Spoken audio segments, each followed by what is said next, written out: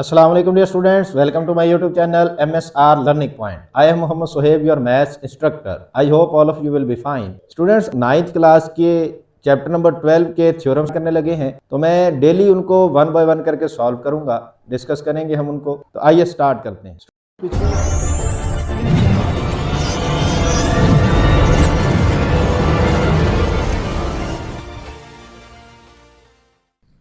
Students, सबसे पहले आपको कॉन्ग्रेंट ट्रायंगल्स का पता होना चाहिए, तो उसके ऊपर मैंने वीडियो बनाई हुई है, आई बटन में जाके आप उसको देख सकते हैं।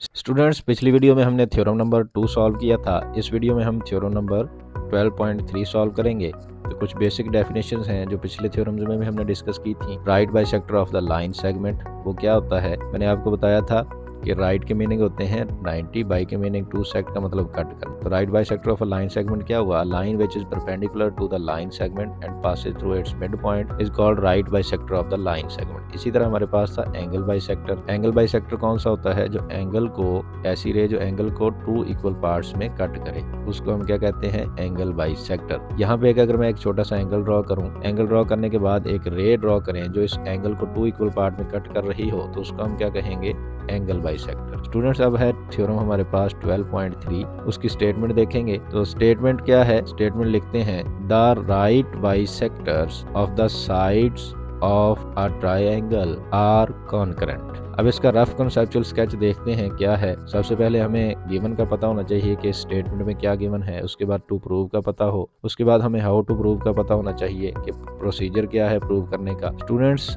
कॉन्करेंट लाइंस का पता होना चाहिए। कॉन्करेंट लाइन कौन सी होती हैं, 2 और more lines pass through the same common point. 2 या 2 से ज्यादा लाइनें जो सेम कॉमन पॉइंट पे कट करें या उसके में से पास करें, उसको हम क्या कहते हैं, कॉन्करेंट लाइंस। इन लाइंस को कहेंगे कॉन्करेंट लाइंस, और जिस कॉमन पॉइंट पे ये कट कर रही हैं उसको हम कहेंगे पॉइंट ऑफ कॉन्करेंसी या कॉन्करेंट पॉइंट कहेंगे। अब हम ट्रायंगल ड्रॉ करते हैं, तो स्टेटमेंट का मतलब समझते हैं कि इस ट्रायंगल के राइट बाइसेक्टर जो है, ये इस साइड का राइट बाइसेक्टर है, ये इस साइड का राइट बाइसेक्टर है, ये इस साइड का राइट बाइसेक्टर। तो ये तीनों राइट बाइसेक्टर एक पॉइंट पे कट करते हैं, ये हमने प्रूव करना है। मतलब ये है कि ये तीनों क्या है, कॉन्करेंट है। कॉन्करेंट का मैंने अभी आपको बता दिया कि ये तीनों पॉइंट कॉन्करेंट है, ये हमने प्रूव करना है। मतलब आपको समझ आ गया है। अब इसको प्रूव कैसे करेंगे, हमें पता है कि जो हमारे पास 2 जो होते हैं लाइंस पैरेलल, वो कभी भी एक दूसरे को कट नहीं करती, ये पैरेलल लाइंस होती हैं। लेकिन जो अनपैरेलल लाइंस होती हैं, नॉन पैरेलल लाइंस, वो लाजमी किसी एक पॉइंट पे कट करती हैं। इसलिए ये 2 जो राइट बाइसेक्टर हैं, ये तो एक पॉइंट पे लाजमी कट करेंगे। क्या जो थर्ड है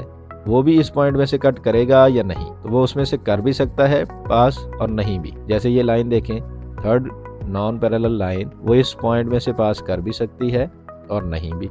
जैसे यहाँ पे देखें पास किया हुआ है उसने, और यहाँ पे पास नहीं कर रही। तो यहाँ पे जो थर्ड है राइट बाइसेक्टर, वो यहाँ से पास कर भी सकता है और नहीं भी। हमने क्या प्रूव करना है कि वो भी यहीं से पास करता है। तो उसको कैसे करेंगे कि ये जो राइट बाइसेक्टर है, इन दोनों का जो common point, point of intersection, जहाँ पे ये कट कर रहे हैं, इसको मैं ज्वाइन करूंगा इसके एंड पॉइंट के साथ। इसके एंड पॉइंट से ज्वाइन किया, यहाँ भी इसको इसके एंड पॉइंट से ज्वाइन करेंगे। स्टूडेंट्स, अब यहाँ पे थ्योरम नंबर 1 और 2 यूज होंगे। अब यहाँ पे देखें, ये जो पॉइंट कॉमन है ये इसके राइट बाइसेक्टर पे है, और इसके एंड पॉइंट से इसका डिस्टेंस क्या होगा, इक्वल। थ्योरम नंबर 1 में हमने पढ़ा था। अब ये वाली लाइन इसके इक्वल हो गई। ऑल्सो ये वाला जो पॉइंट है इसके राइट बाइसेक्टर पे भी लाई कर रहा है, तो ये इसके एंड पॉइंट से क्या होगा, इक्वी डिस्टेंट। तो ये वाली लाइन इसके इक्वल हो गई। अब गौर से देखें, ये लाइन इसके इक्वल और ये लाइन फर्दर इसके इक्वल, तो ये फर्स्ट लाइन और थर्ड लाइन क्या हो गई, इक्वल। यहाँ से थ्योरम नंबर 2 क्या कहता है, कहता है ऐसा पॉइंट जो लाइन सेगमेंट के एंड पॉइंट से क्या हो,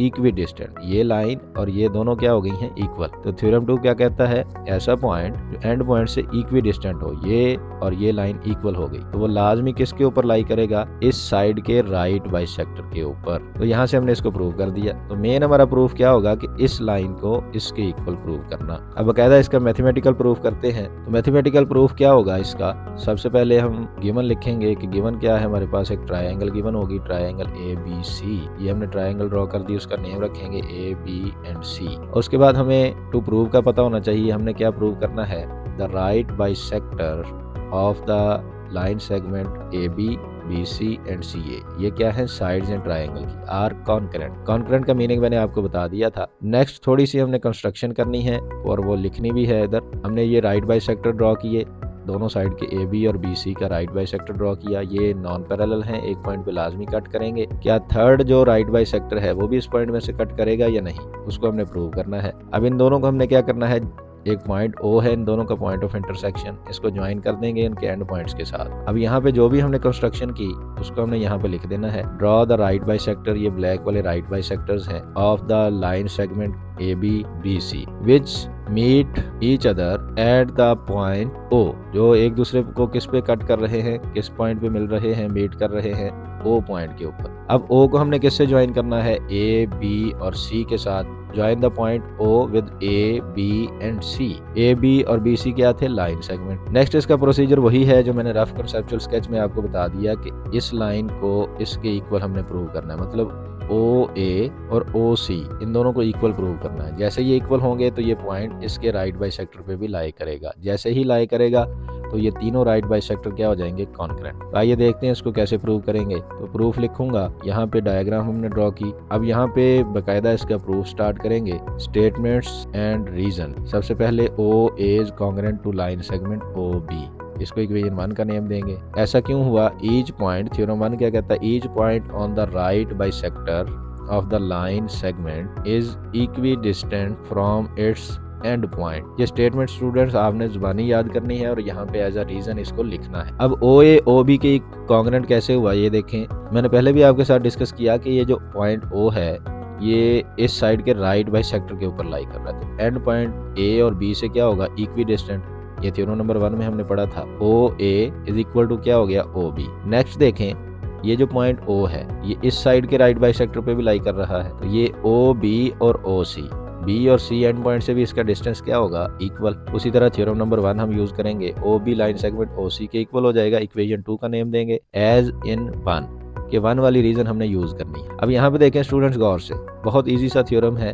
ये वाली लाइन ग्रीन जो है इसके इक्वल हो गई, ये लाइन इसके इक्वल हो गई। जब फर्स्ट सेकंड के इक्वल, सेकंड थर्ड के इक्वल हो तो फर्स्ट और थर्ड भी क्या हो गए, इक्वल। अब हम क्या लिखेंगे, OA also is congruent to OC। क्यों, इक्वेशन नंबर हमारे पास 1 और 2 से। This implies that point O is on the right bisector of the line segment CA। क्यों बोला, O is equidistant from A and C। मैंने आपको बताया था कि OA और OC ये दोनों इक्वेशन 1 से हमारे पास क्या हो गए, इक्वल। जैसे ही इक्वल हुए तो ये पॉइंट O किसके ऊपर लाई कर गया, इस साइड के राइट बाइसेक्टर के ऊपर, bye theorem number 2। Theorem number 2 क्या कहता है, ऐसा पॉइंट जो लाइन सेगमेंट के एंड पॉइंट से इक्वी डिस्टेंट हो वो लाजमी तौर पे कहाँ पे लाई करेगा, इस साइड के राइट बाइसेक्टर के ऊपर। तो यहाँ तक हमने इसको ये प्रूव कर दिया। But point O is on the right bisector of line segment AB and BC। Construction हमने ऐसी कर दी है, कहता है जो O पॉइंट है वो AB और BC इनके राइट बाइसेक्टर पे भी लाई करता है। इसका मतलब क्या हुआ, hence the right bisectors of 3 sides of a triangle